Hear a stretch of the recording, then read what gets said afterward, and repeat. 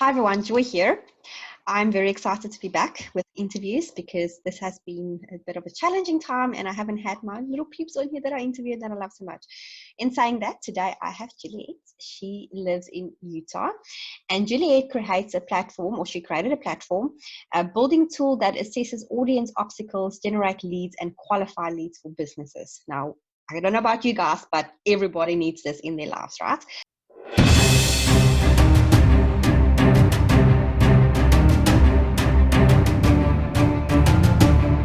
Hi, Juliet. How are you doing? Great. Thank you so much for having me. Thank you for coming onto the show. I'm very excited to have you here. I just think it's like you said before we pushed record, is you are like the starting point to people before they buy into all of these things, and this is exactly what we need as entrepreneurs. I remember when I started out, I just thought everything is so expensive because when you start out, you don't have money to just pump into everything.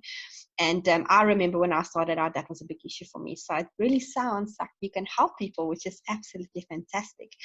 Can you tell people a little bit about you? Where you're from? Where did you grow up? Just so people get to know you as a person. Yes. So I actually grew up in Central California, Paso Robles, California. And from there, I went off. I only went 30 miles away to college. So I went to college in San Luis Obispo. And after college, I moved down to Los Angeles.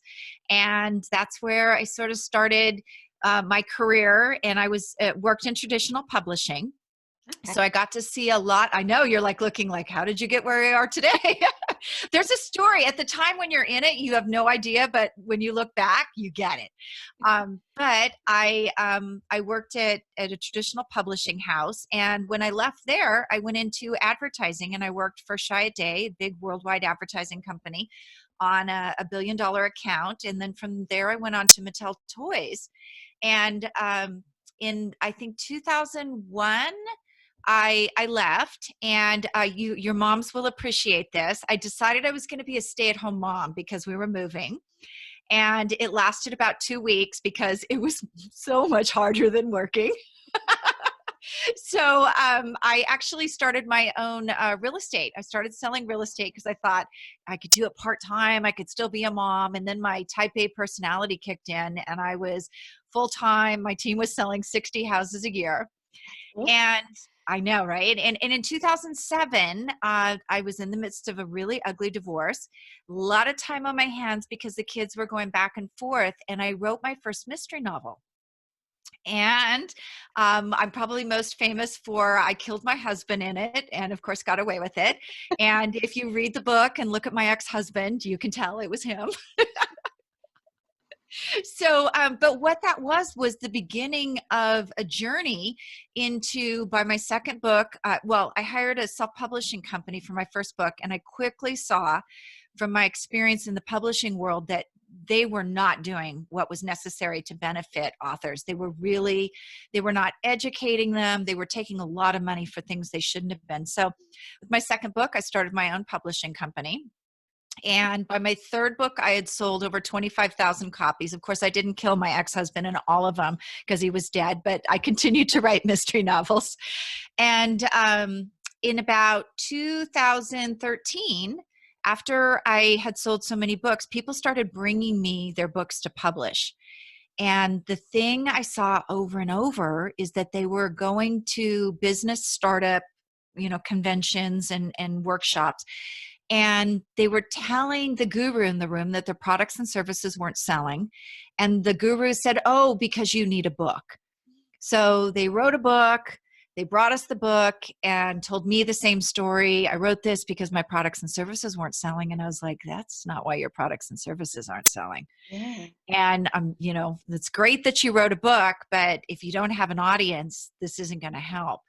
So we started putting these assessments together, and what they really are is taking the success principles of what you teach Mm-hmm. and putting them in an assessment where people can look at it and say, oh, this is why I'm not getting the success that I'm trying to achieve. So you're really sort of validating your product, you're getting feedback. And what really sets it apart is there's an autoresponder that spins off. And we ask 3 really key questions. about, are you 100% committed to solving the problem that I solve? Mhm. Are you willing to invest to solve this problem? And would you have a conversation with us? And based on those answers, you either get a high, medium, or low commitment person. High commitment person, you're going to give them your calendar link. That's somebody you want to talk to. Exactly. Medium commitment person, you might want to nurture them. It might not be, they might love what you have to say, but this is the first time they're seeing you. Yes. And then there's that 80% of the room or whatever you're doing that's never going to pull the trigger. You give them great content and kind of nurture them, but you don't spend a lot of time there. So we really felt like this was a place where people could start finding out more about, Mhm. is my product really valid? And will people buy it, instead of just guessing? That's really, really cool, because that's a thing of today, is that, like you create a product and you sell a product that you think people would want, but then you put it out there and then nobody wants it. Yeah, yeah, and it's not as a lot. It's usually a combination of things. It might not be that nobody wants it. It might be that you're in front of the wrong audience, Mm. or it might be that you are in front of the right audience, but you're not positioning it correctly. Because a lot of times we position it with pain points and things like that people talk to us about, marketers talk to us about. Yeah. But what people really want to know before they hire you is, do you get results?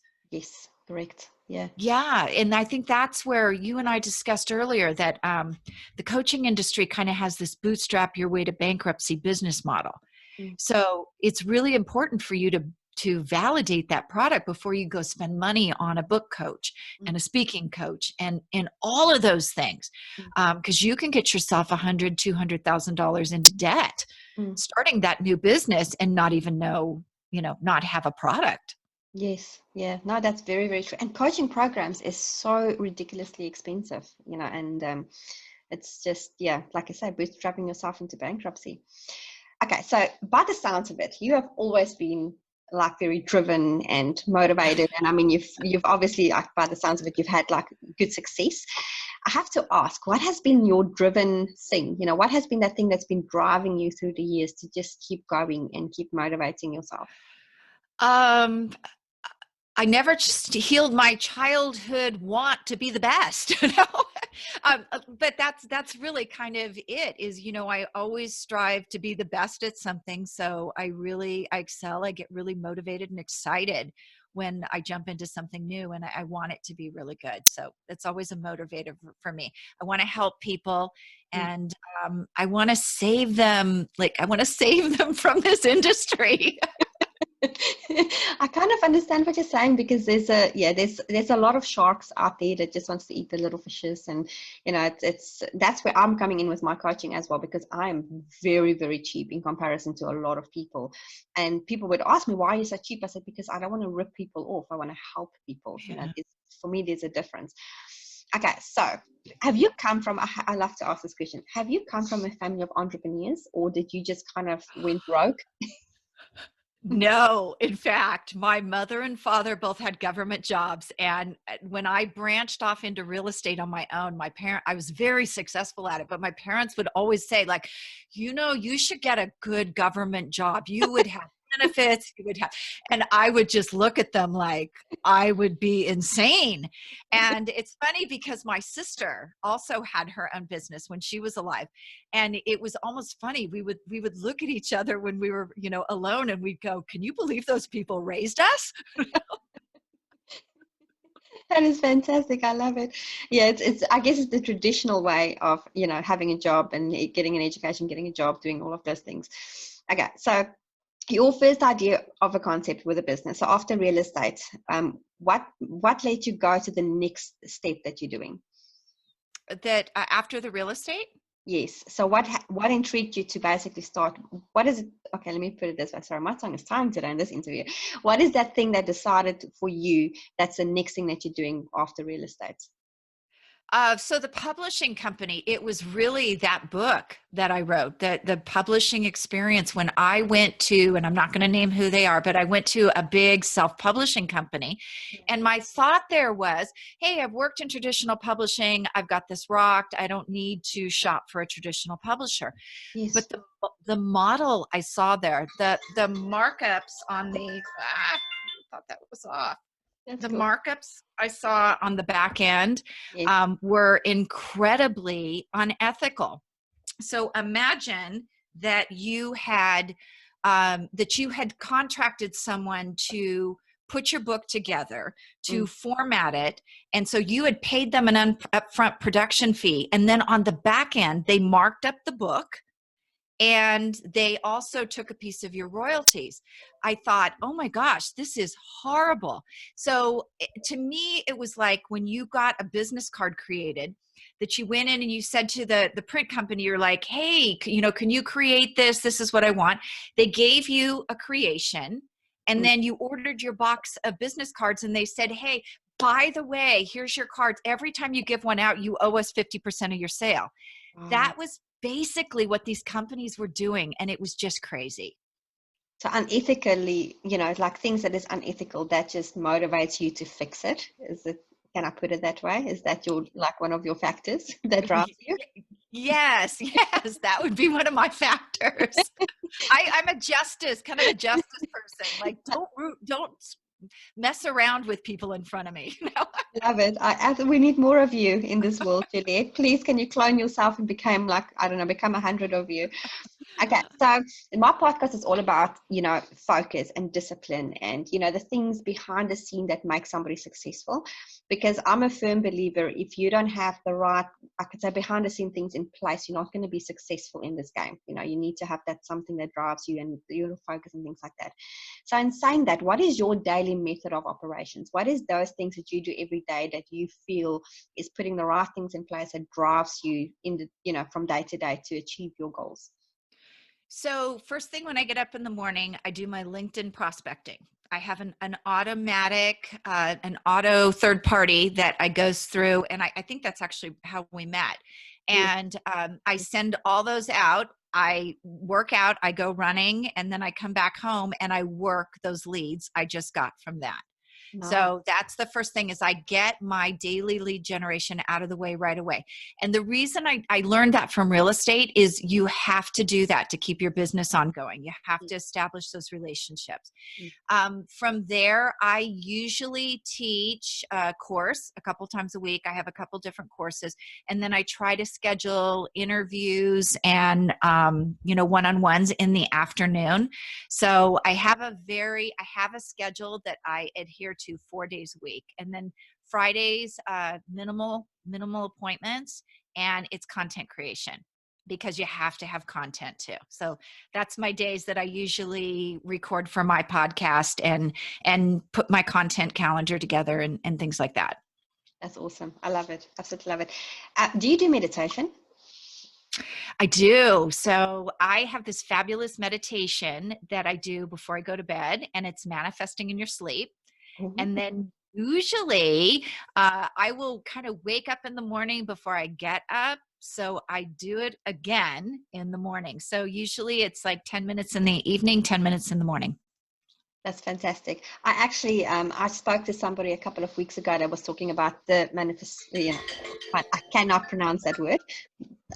But yes, that meditation, and it's something that I'm actually looking into. So he sent me quite a few links to like the sounds and the music and things like that. So I'm like, this is a good idea, because I love meditation. I feel like it really opens your mind and it clears your mind. And I preach to my audience all the time to meditate. So I love to ask if people meditate because, I guess it gives it that oomph behind it that successful people meditate. Please meditate. That's what you have. Yeah, it does. And what I love about the one before you go to bed is it's really intention and gratitude. So, there are so many things during our day that can go wrong, but you really need to be grateful for those things that went right. Exactly. Even if you have to make it up sometimes. Well, you know what? Like, I've got two little boys, and we are religious, so we do thank you prayers before night, before bedtime. Every night I ask them, okay, what are you grateful for, and what are we saying thank you for? Because it's so important to appreciate the things, and that would come up with things like water from a tap, because it's things that we have that third world countries don't have those type of things, and they come up with, and it's a 6 and a 3-year-old, and then I would say thank you, like we had dinner. It's like those little things in life that makes you appreciate things, and I'm all about the gratitude, so it's awesome to do those. Yeah. Okay, so what are you currently working on? What is your biggest thing at the moment that you are working on? Ooh, so I've had a book that my first nonfiction book that has been ready since February. And because of what's going on in the world, I decided to hold it. And just today, I went and chose my cover art. And so I'm getting ready to go. That's one of the things. The second thing is I'm working with one of my business partners on putting together a book package for podcasters, because most of them have the material that can be transcribed and re-copywritten into a book. So we're putting together some packages for those types of people. Oh, I want that in my life, please. I was literally just thinking the other day, because I've done about 60 plus interviews now. And I was just thinking the other day, how cool can that be if I can have a book with all these interviews, because I've interviewed some really, like yourself, like some really amazing people. And it would be so cool to have a book with all these amazing people. We need to catch up afterwards on that. Okay.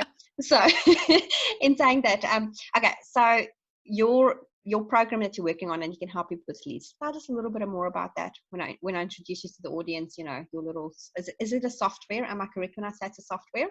It is. It's actually a software. It's not my software, believe it or not. It was something that I was introduced to back in 2015, 2016. Okay. And it was being used by a business coach. And I looked at it and I thought, oh my gosh, this has so much marketing potential. Because, coming from advertising, I was seeing the place in the market where people were starting these businesses without any validation. Yes. And I thought, what would be a way to use this to sort of set up those success principles and validate? So I'm using the software in a very different, I'm using it, I mean, it's set up in a particular way, but what I do is I work with people one-on-one so that we write the statements correctly. We understand what the traffic drive is, where we're sending people, and then training them to use it on, summits, virtual webinars, and also from the stage, which is virtual is why we've been so busy the last month. Yeah. The middle of March, I thought my business was over because I mostly worked with speakers. Yes. And all of a sudden we got really busy because people realized that they were doing these virtual things, and that what they were doing back in 2015, 16 with these lead magnets was not working anymore. Because, we have that even exchange, or quote even exchange. And, people were getting your ebooks, they were getting your blueprints, but they were never opening the drip campaigns. Yes. So we've been really busy setting up assessments so that people can actually in real time get feedback on what they're doing. So it's been really great. That sounds amazing. That is really, really cool. We'll drop links to your things at the bottom. We have to introduce people to this. Okay, so you're obviously on a mission. You're a very successful and very driven person on a mission. What would your mission be in the future? Like, if you look at your 5-year goal, what would be your mission? I think my mission in the future is to just help as many entrepreneurs as I can. It's, I feel like I'm almost 60. I feel like, I'd want to retire at some point, but I really am driven to pull people out of that bootstrap your way to bankruptcy model and really get them on the pathway to sustainable businesses. It's almost become an obsession with me.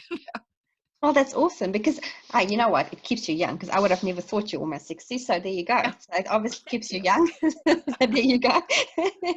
Okay, so I have a last question for you. So my audience is, they I would say torn about starting a business, or, they've started but they're struggling, etc. And we also have a lot of failures. And you know, as you know, there's failures as well. So what has been your biggest failure, and how have you gotten yourself out of that failure? Oh, wow. I fail every day. Like seriously. And it's funny because when my kids were growing up, they would come home and they'd be bummed about something and I'd be like, well, get used to it.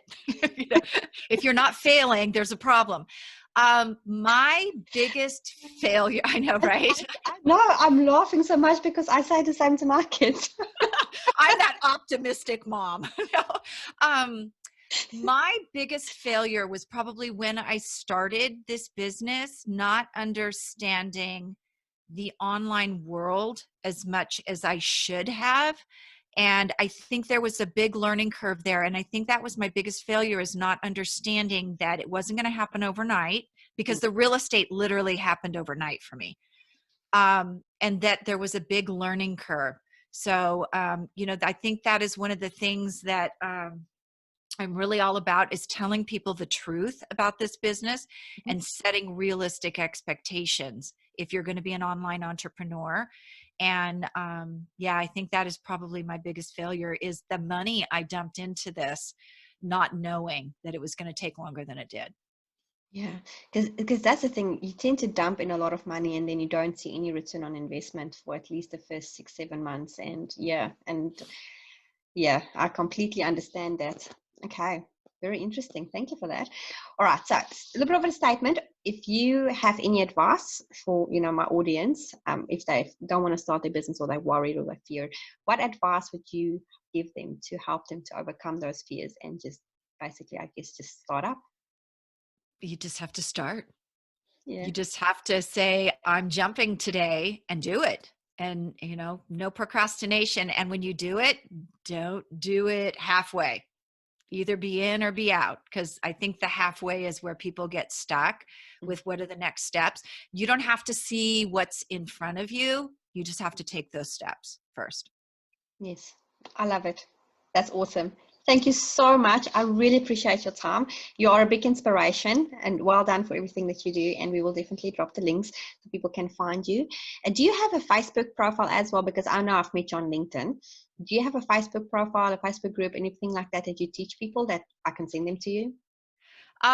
Well, my personal profile is Juliet Clark, so you can find me over there. My Facebook group is paid, but if you go over to www.leadlogicquiz.com and you take that quiz, and you mention, there is a comment section in the quiz. If you mention that you heard me on this podcast, I will give you a free course. Oh, there you guys go. That's awesome. Well done. Thank you. That's awesome of you to do that. Thank you. I'm sure the audience will appreciate that. And thank you again, Juliet. I really appreciate you. And I'll definitely, be in touch. Awesome. Thank you so much. Thank you. Thanks. Bye.